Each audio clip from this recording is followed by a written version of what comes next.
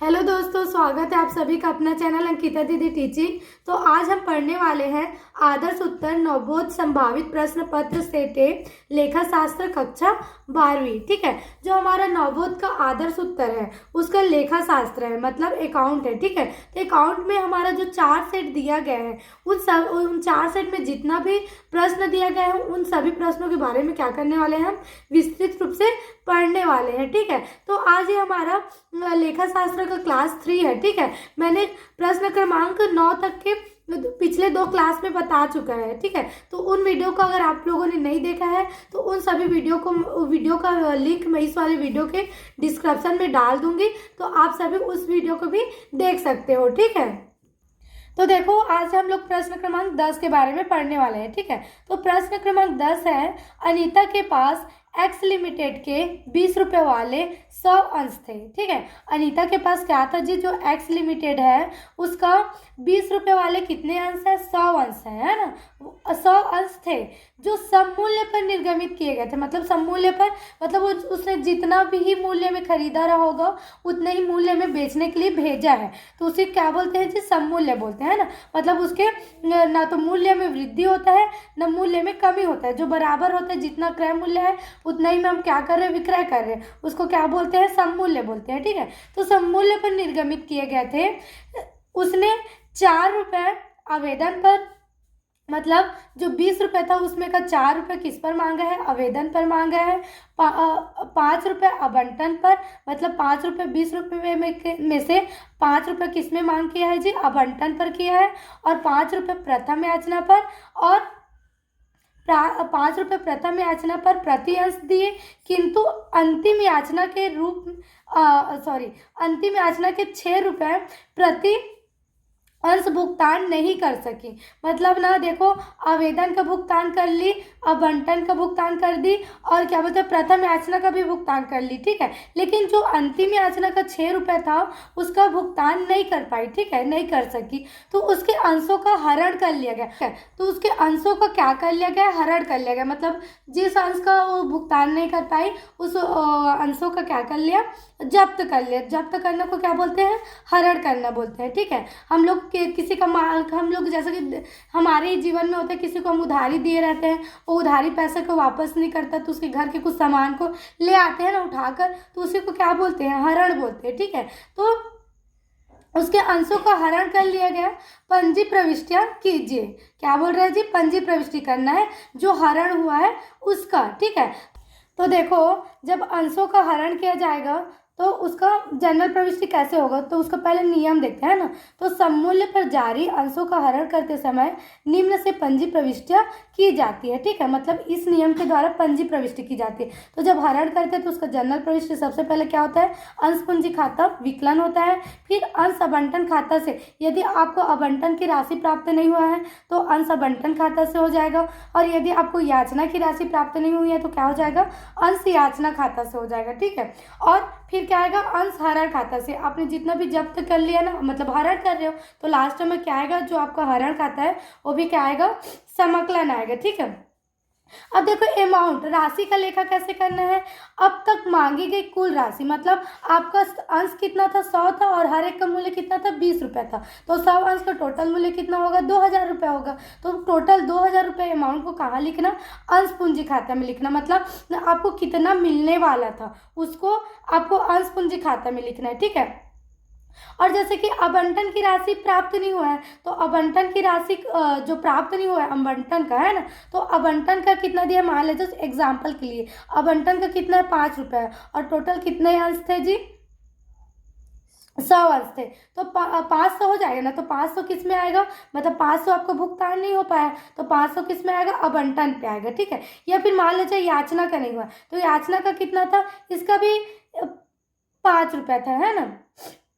याचना का भी कितना था, 5 रुपए, तो इसका भी कितना प्राप्त नहीं हो पाया आपको, 500, तो 500 इसमें आ जाएगा। तो मतलब जिसका प्राप्त नहीं हुआ है उसका जितना अमाउंट रहेगा वो आ जाएगा यहाँ पर, है ना। और फिर अंशहरण खाता से में कौन से अमाउंट आएगा पता है? मतलब जैसे कि आपको इस क्वेश्चन में अंतिम याचना का अमाउंट नहीं मिला है, तो अंतिम याचना का अमाउंट को छोड़ देना जो नहीं मिला है, फिर बाकी आपको आवेदन का, आवंटन का और प्रथम याचना का तो मिला है ना। तो जितना भी राशि आपको मिल गया है, उस जो मिला हुआ राशि है उसको किस में लिखना पड़ेगा? अंशहरण खाता में लिखना पड़ेगा, ठीक है। तो अंशहरण खाता में कौन से अमाउंट लिखाएगा? जितना राशि हमको मिल चुका है, प्राप्त हो चुका है, वो लिखाएगा। और आवंटन की यदि नहीं मिला है तो आवंटन के अमाउंट लिखाएगा, याचना का नहीं मिला तो याचना के अमाउंट लिखाएगा, और ये अंश पूंजी खाता में आपको टोटल जो अंशों का मूल्य था वो लिखाएगा, ठीक है। तो आपको आ गया नियम समझ। अब इसको सॉल्व करते हैं, ठीक है।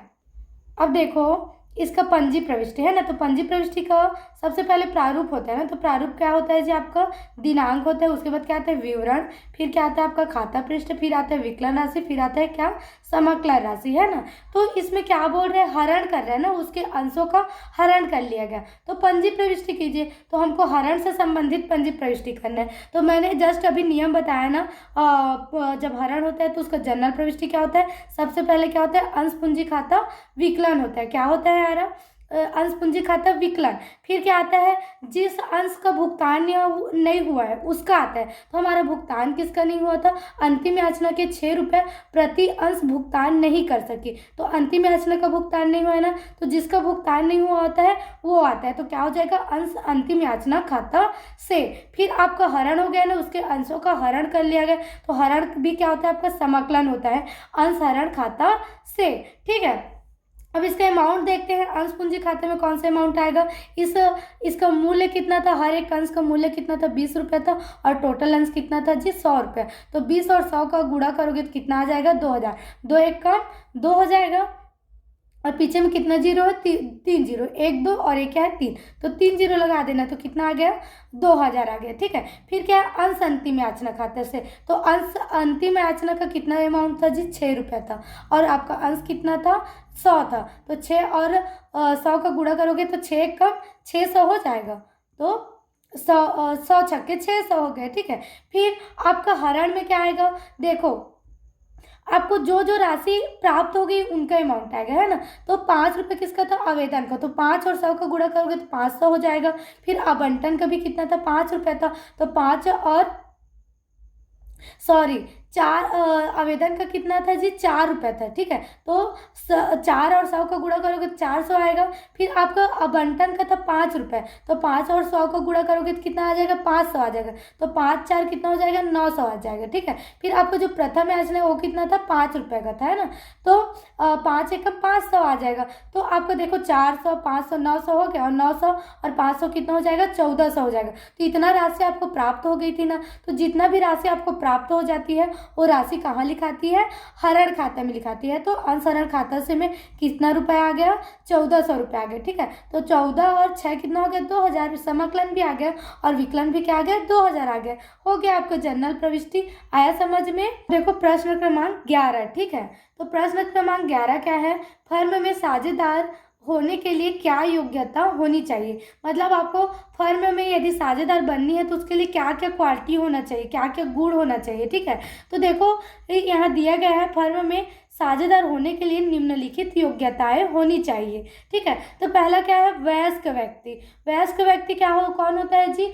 जो व्यक्ति 18 वर्ष से अधिक का होता है, ठीक है। 18 वर्ष या उससे अधिक वर्ष का होता है वो कौन होता है? वयस्क व्यक्ति होता है। तो अनुबंध करने की योग्यता वयस्क व्यक्ति में ही होती है, अतः साझेदार बनने के लिए वयस्क व्यक्ति होनी चाहिए, ठीक है। मतलब आप 18 वर्ष से कम आयु के व्यक्ति को साझेदार नहीं बना सकते हो, ठीक है। तो साझेदार बनाने के लिए कम से कम आपको कितने वर्ष का व्यक्ति चाहिए? जो 18 वर्ष से अधिक का हो, ठीक है। तो पहली योग्यता क्या होनी चाहिए? साझेदार बनने के लिए 18 वर्ष से अधिक होना चाहिए। उसी को 18 वर्ष से जो अधिक होता है उसी को क्या बोलते हैं?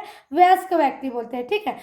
अब दूसरा देखो, दिवालिया ना होना। दिवालिया कौन होता है पता है?